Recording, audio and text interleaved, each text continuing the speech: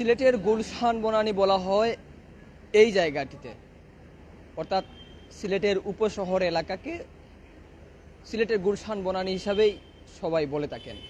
কিন্তু এই এলাকার মানুষজন চরম দুর্বিষহ জীবনযাপন করছেন এই মুহূর্তে। আপনারা জানেন, টানা বর্ষণ এবং উজানের ডলে সিলেটের যে বন্যা পরিস্থিতি সৃষ্টি হয়েছে, সেই বন্যা পরিস্থিতিতে কিন্তু সবচেয়ে বেশি ক্ষতিগ্রস্ত হয়েছেন সিলেট নগরের এই এলাকার বাসিন্দারা, অর্থাৎ উপশহরের এলাকার বাসিন্দারা। এই উপশহরের বাসাবাড়ি আছে, সব জায়গায় কিন্তু পানি উঠেছে। এই পানির খবর জানাতেই আমরা আপনাদের সাথে যুক্ত হয়েছি। কামরুল ইসলাম মাহি, ক্যামেরা আছেন আহমদ রুবেল। আমরা যেমনটি বলছিলাম যে সিলেটের গুলশান বনানী খ্যাত উপশহর এলাকার যে মানুষের দুর্বিষহ জীবনযাপন, সেটি কিন্তু ক্রমেই বেড়েই চলছে এবং রাস্তাঘাটের পানি ওঠার কারণে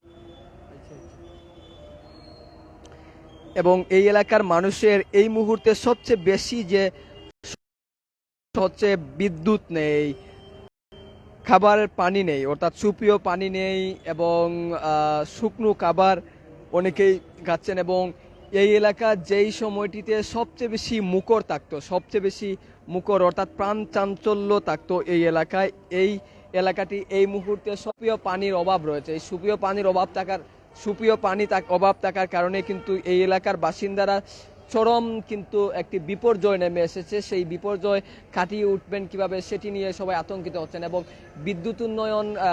বিদ্যুৎ কর্তৃপক্ষ যেমনটি বলছে যে সিলেটের বিদ্যুৎ সাবস্টেশন আলমপুরের যেটি রয়েছে সেটি কিন্তু বন্যার পানিতে প্লাবিত হয়েছে। এর জন্য কিন্তু বিদ্যুৎ সংযোগ বিচ্ছিন্ন রয়েছে। তবে কবে নাগাদ বিদ্যুৎ সংযোগ স্থাপন হবে সেটিও কিন্তু নিশ্চিত করে বলা যাচ্ছে না। তারা বলছেন যে যেহেতু বিদ্যুৎ উপকেন্দ্রে পানি উঠেছে, এই পানি থাকার কারণে কিন্তু বিদ্যুতের যে সরবরাহ সেটি কিন্তু এই মুহূর্তে সংযোগ প্রদান করা সম্ভব হচ্ছে না। এমনকি এই উপশহর ছাড়াও কিন্তু সিলেটের অধিকাংশ এলাকায় কিন্তু বিদ্যুৎ নেই। এই বিদ্যুৎ না থাকার কারণে যেমনটি ভোগান্তি পোহাতে হচ্ছে এই এলাকার মানুষদের, এই এলাকার মানুষ সবচেয়ে বেশি ক্ষতিগ্রস্ত হচ্ছেন এমনটি কিন্তু লক্ষ্য করা যাচ্ছে। বিদ্যুৎ না থাকার কারণে মানুষের দুর্ভোগ কিন্তু চরম আকার ধারণ করছে। আমরা এই মুহূর্তে অবস্থান করছি সিলেট নগরের উপশহর এলাকায় অবস্থান করছি এবং মানুষের যে কষ্ট এবং মানুষের যে যন্ত্রণা সেটি কিন্তু ক্রমেই বেড়ে চলছে।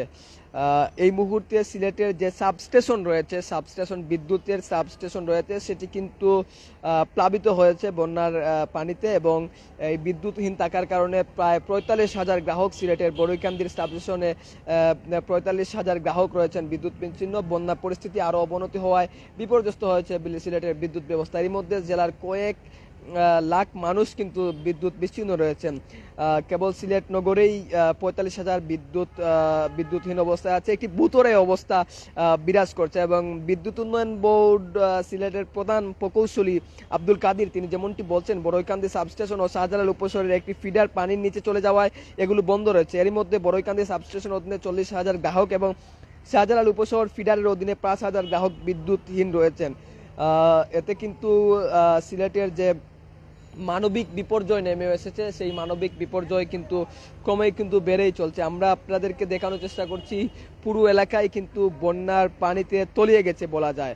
এবং এই মুহূর্তে সবচেয়ে বড় যে সমস্যা, বিদ্যুৎ না থাকার কারণে কিন্তু এই এলাকায় ভুতুরে অবস্থা বিরাজ করছে। অনেকে কিন্তু জেনারেটর দিয়ে তাদের সবকিছু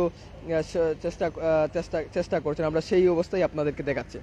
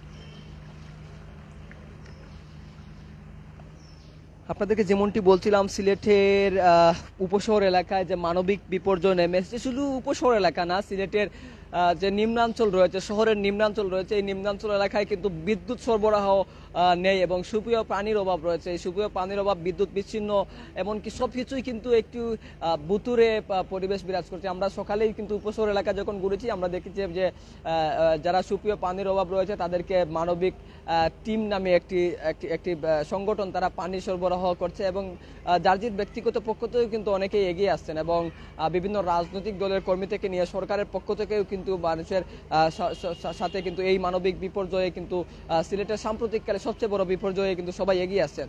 তো এই ছিল সিলেটের বন্যা পরিস্থিতির সর্বশেষ।